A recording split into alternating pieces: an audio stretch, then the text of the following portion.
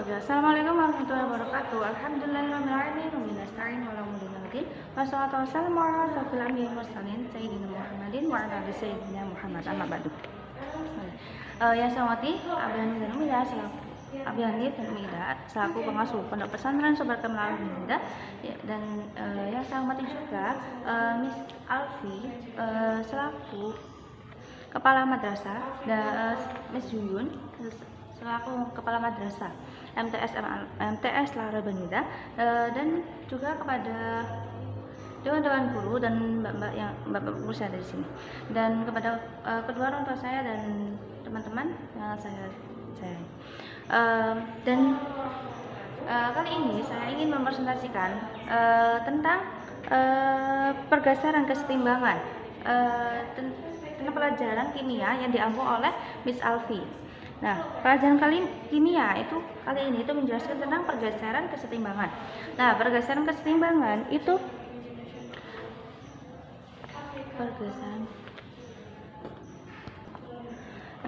menurut azas Lassiter itu suatu sistem. Azas Lassiter itu suatu sistem dalam keadaan setimbang cenderung mempertahankan kesetimbangannya sehingga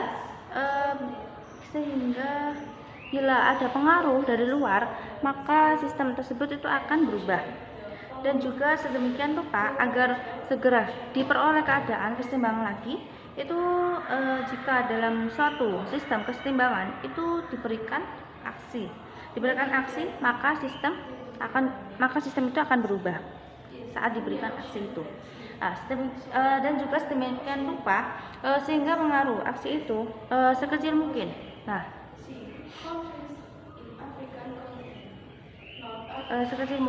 Dan juga ada faktor-faktor yang mempengaruhi pergeseran kesetimbangan.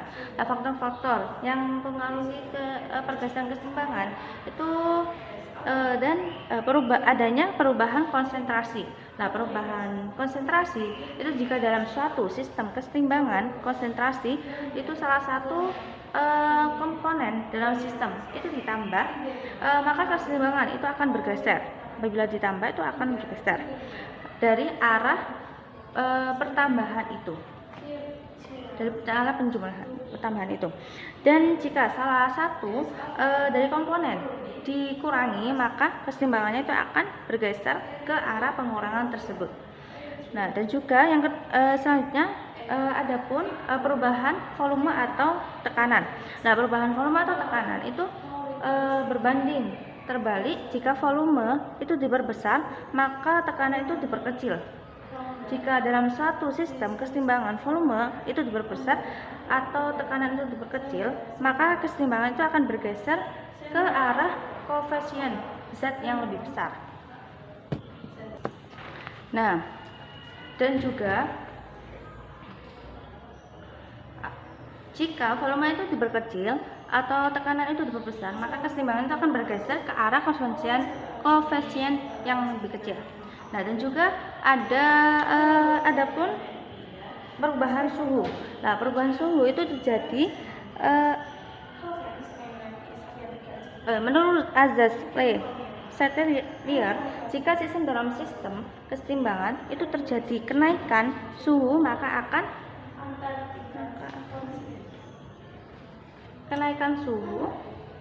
akan terjadi pergeseran kesetimbangan ke arah reaksi yang menyerap kalor delta H positif atau endotherm. Dan sebaliknya jika dalam sistem penurunan suhu itu maka akan terjadi pergeseran kesetimbangan ke arah reaksi yang melepaskan kalor atau delta H negatif atau exotherm. Dan juga di situ ada penerapan kesetimbangan dalam industri. Penerapan kesetimbangan dalam industri itu yang melibatkan reaksi kesetimbangan kimia. Itu produk reaksi yang dihasilkan itu tidak akan bertambah ketika sistem itu telah mencapai kesetimbangannya. Dan juga produk reaksi akan kembali dihasilkan jika dilakukan perubahan konsentrasi.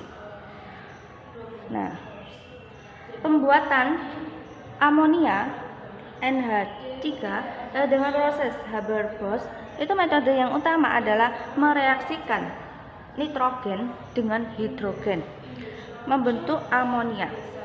Nah, ada dua cara dan juga ada pembuatan asam sulfat. Nah, pembuatan asam sulfat H2SO4 itu asam sulfat itu merupakan bahan industri kimia yang penting digunakan sebagai bahan baku untuk pembuatan pupuk. Nah, dan juga ada dua cara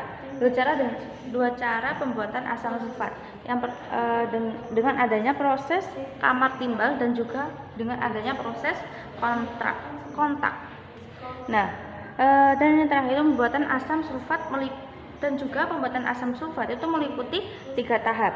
Nah, yang pertama itu ada pembuatan belerang diosida. Persamaan reaksinya itu adalah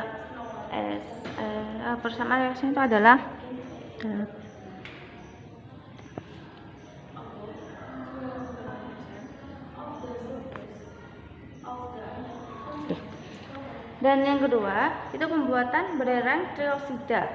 Dan yang terakhir itu pembuatan asam sulfat melalui zat antara, yaitu asam pirosulfat. Oke. Saya kira cukup. Mohon maaf bila kurang lebihnya. Saya akhiri. Wassalamualaikum warahmatullahi wabarakatuh.